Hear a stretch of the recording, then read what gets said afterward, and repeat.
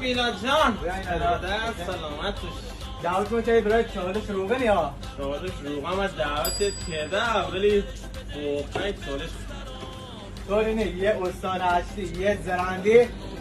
باغ نمیده و بیارم همزه یه روغ نمید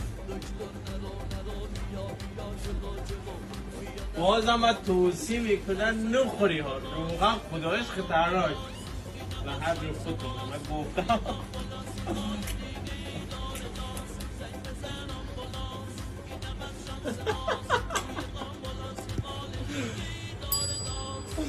بس بچه یا خدا یا زهرا بس میلا میمی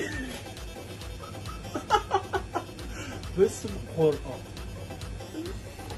میلا بس یا زهرا